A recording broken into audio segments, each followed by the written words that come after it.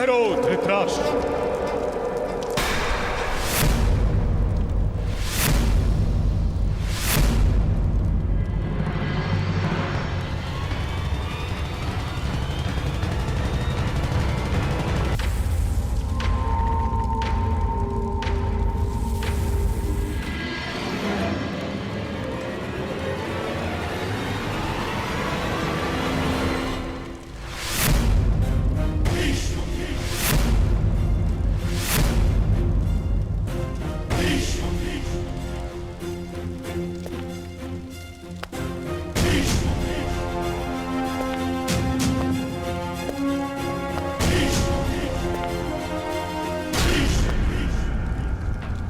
दुर्योधन का युवराज अभिषेक नहीं हो सकता।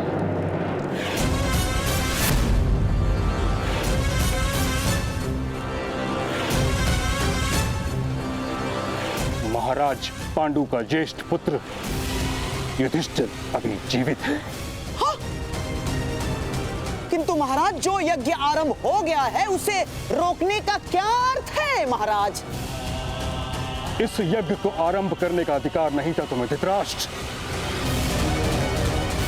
इस सिंहासन का अधिकार नहीं है तुम्हें। यदि यज्ञ आरंभ हो ही गया है तो युधिष्ठिर का युवराज अभिषेक करवा दो।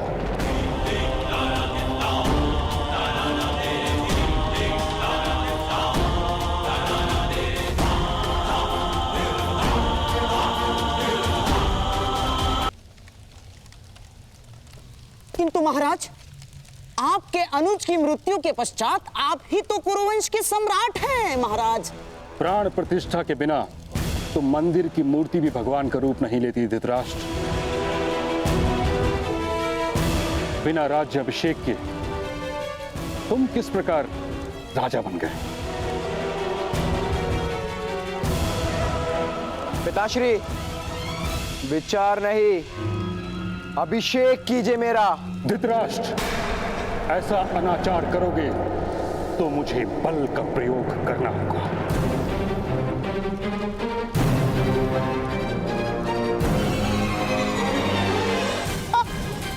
आप हस्तिनापुर के सिंहासन को समर्पित हैं महामहिम। आप सिंहासन के विरुद्ध बल प्रयोग करेंगे? गंधार राज, मैं भगवान परशुराम का शिष्य हूं। शांतनु और गंगा का पुत्र, मेरे सामर्थ्य को आवाहन मत दो। मैंने कुरुवंश की रक्षा करने का प्रण भी लिया है।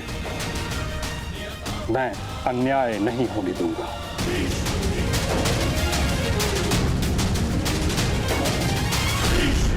यदि धृतराष्ट्र मुझे हस्तिनापुर की रक्षा तुमसे करनी पड़ी तो मैं सज्ज हूं।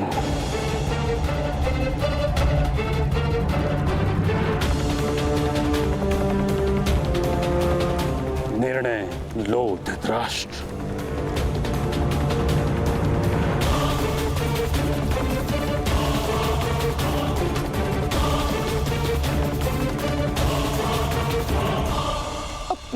महाराज! परिहार, मुझे एकांत में ताच्छ्री से हस्तिनापुर के युवराज के बारे में चर्चा करनी है।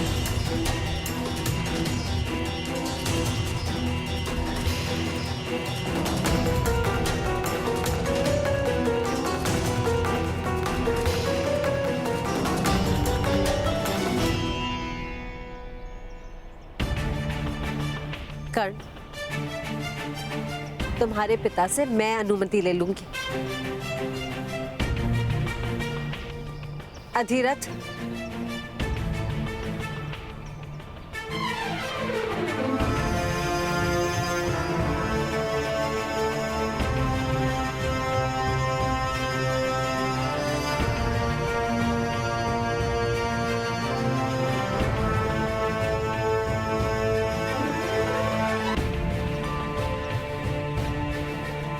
ये हमारा आदेश है कि आप अपने पुत्र को हमारे साथ हस्तिनापुर लौटने की अनुमति दे दीजिए।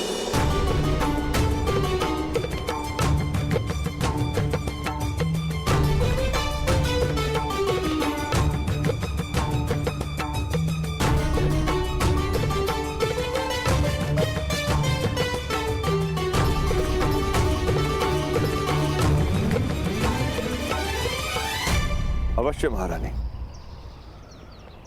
यदि कर्ण राजकुमारों का सारथी बनने के लिए सच है तो मैं अनुमति दे दूंगा।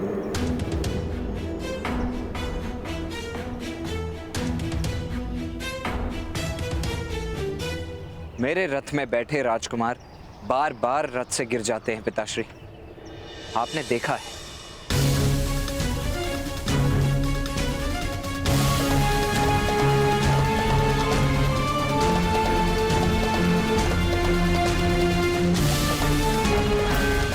तो फिर सारथी मत बनो, मेरे पुत्र को अपना अनुज मानकर उनका रथ हाँको।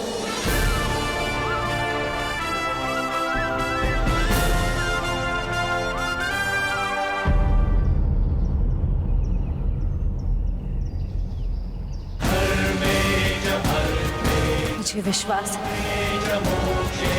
कि तुम अपने रथ से अपने अनुज को कभी गिरने नहीं दोगे।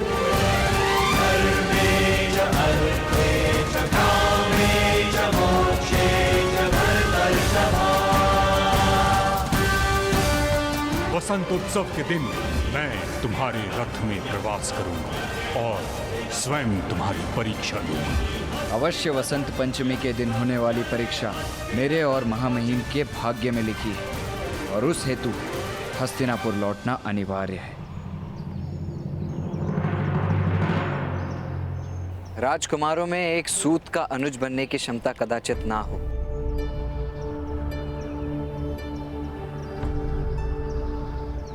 किंतु यदि मित्र बनने की क्षमता होगी तो अवश्य नहीं गिरेंगे माता।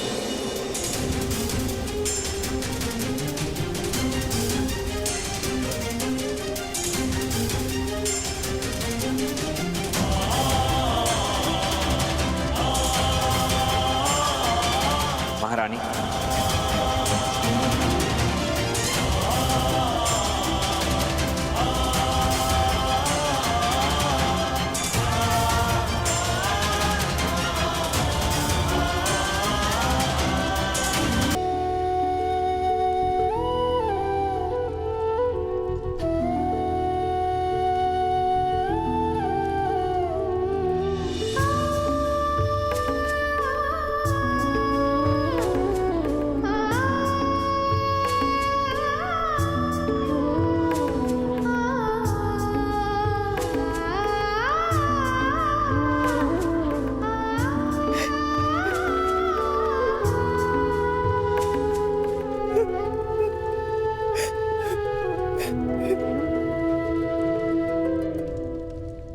माता माता माता वैशाली, आप लोगों ने सुना कि नहीं?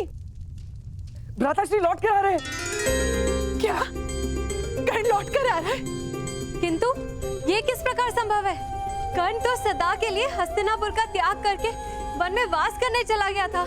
ये मैं नहीं जानता, वामिल को कुछ बालकों ने आकर समाचार दिया है। चलिए माता, भ्राताश्री का स्वागत करते हैं, चलिए। ये किस प्रकार का अन्याय है ताचरी? अन्याय नहीं, धर्म है ये। धर्म नहीं ताचरी, ये धर्म किस प्रकार हो सकता है? मैं कुरु वंश का ज्येष्ठ पुत्र था, उस सिंहासन पर मेरा अधिकार था ताचरी। मेरे राज्य अभिषेक के समय विदुर ने मेरी क्षमता पर प्रश्न उठाया तो आपने उसकी बात किस प्रकार मान ली? आपने मेरे साथ ऐसा अन्याय क्यों होने दिया ताचरी? क्यों? एक नेत्रहीन व्यक्ति का राज अभिषेक नहीं किया जा सकता। परिचित हो तुम इस बात से। हस्तिनापुर की समस्त प्रजा तुमको राजा के रूप में कभी स्वीकार नहीं करती। किंतु मुझ में क्या कमी थी ताचरी? एक मुष्टि के प्रहार से हाथी तक को गिरा सकता हूं मैं ताचरी। रोम रोम में नेत्र हैं मेरे। आने वाले व्यक्ति की श्वास की गति से बता सकता हूं कि उसके मन का विचार क्या है। शस्त्र और शास्त्र में पारंगत किया है मैंने स्वयं को। एक नेत्र की कमी पूरी करने के लिए अधिक से अधिक क्षमता और सामर्थ्य प्राप्त किया है मैंने, फिर भी मैं राजा नहीं बन सका। क्या ये अन्याय नहीं था?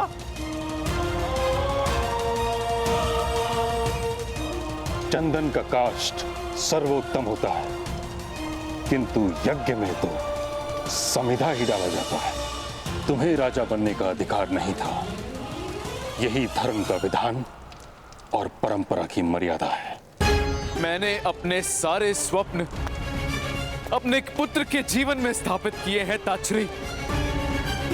अब फिर मेरे साथ अन्याय मत कीजिए, मत कीजिए।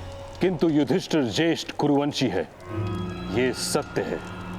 सिंहासन पर तो उसी का अधिकार है। यदि क्षमता और सामर्थ्य ही एक राजा बनने के लिए प्रथम और अंतिम प्रमाण है ताचरी, तो आपको किस प्रकार विश्वास हो गया कि पांडु पुत्र दुर्योधन से अधिक सामर्थ्य है?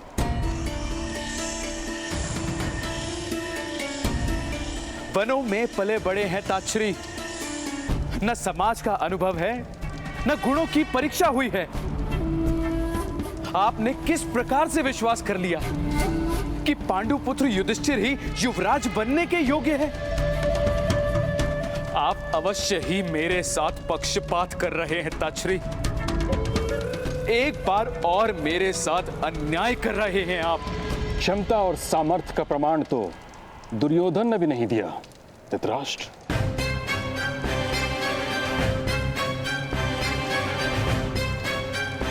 यदि क्षमता और सामर्थ्य ही राजा बनने के लिए प्रथम और अंतिम प्रमाण है ताचरी, तो प्राप्त कर लीजिए प्रमाण ताचरी।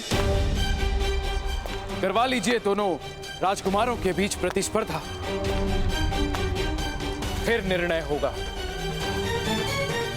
कि कौन होगा हस्तिनापुर का युवराज। उचित कहा तुमने पुत्र, किंतु दोनों राजकुमार अबुद्ध हैं। ना उन्होंने ज्ञान प्राप्त किया है और ना ही गुरुकुल गए हैं। अज्ञानता की प्रतिस्पर्धा का क्या लाभ? जिस दिन दोनों राजकुमारों ने सामर्थ्य और ज्ञान प्राप्त कर लिया, उस दिन होगी प्रतिस्पर्धा और उनकी क्षमता के आधार पर हस्तिनापुर अपना नया राजा नियुक्त करेगा।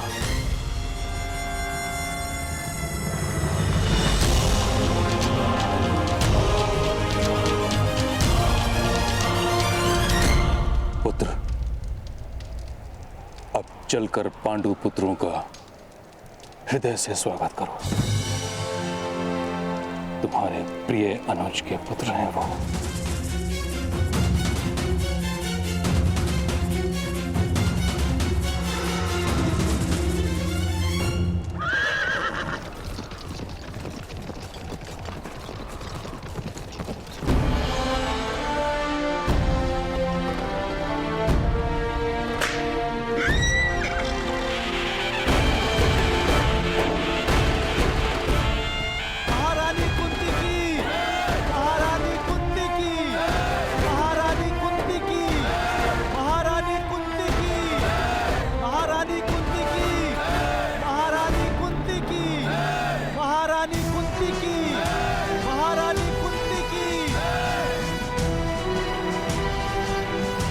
ध्यान से देखो दुर्योधन, यही है वो भाई जिनके कारण तुम्हारा युवराज पद पर अभिषेक नहीं हो पाया। यही है